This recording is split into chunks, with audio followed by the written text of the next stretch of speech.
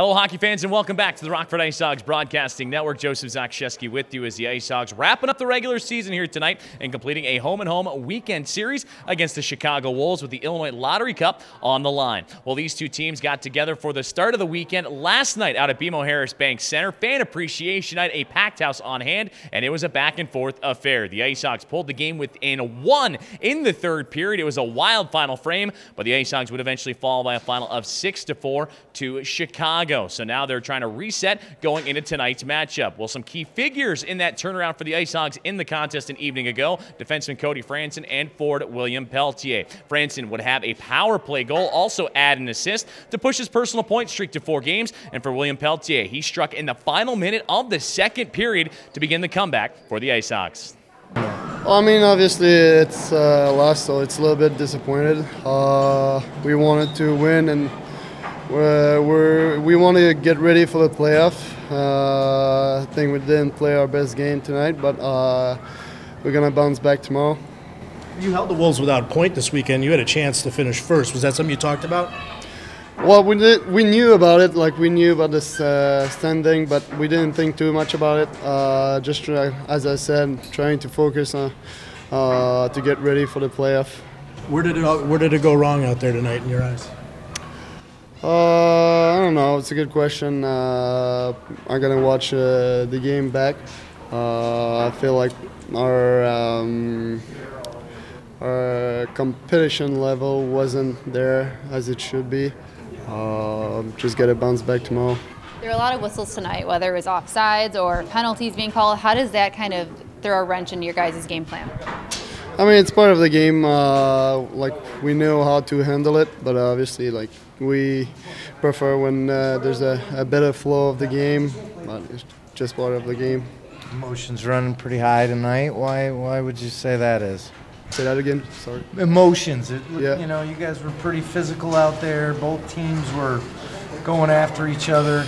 Is that because of this matchup there could be more coming up? Yeah, I mean, we knew there was a chance to play against them in the playoffs. So, as I said, again, got to be ready for the playoff. And we want to play a hard game and be difficult to play against every night.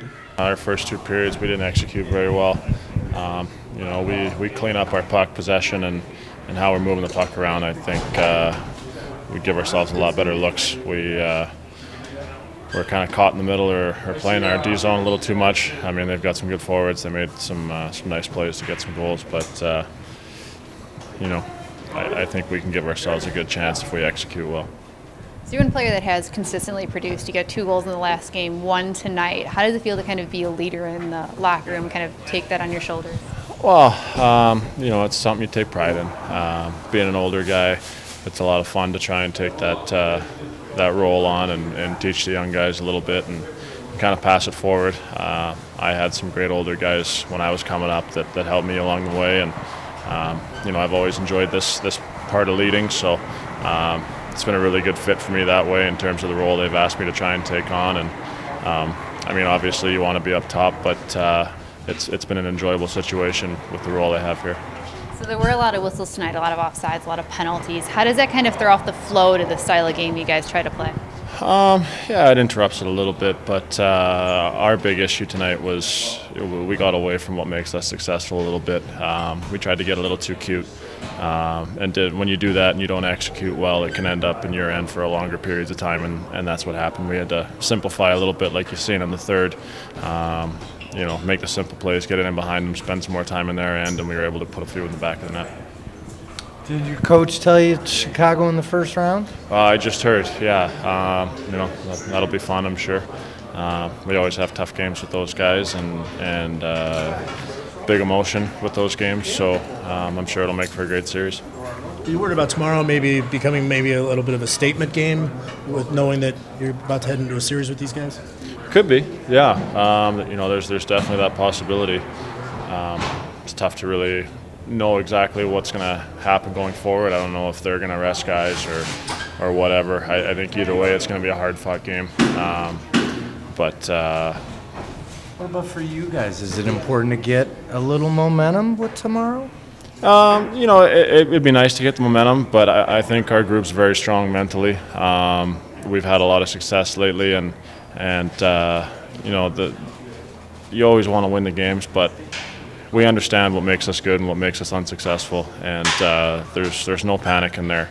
Our young guys have responded really well. They've grown a lot, and you know, I don't think that's something we're really too concerned with going into the playoffs.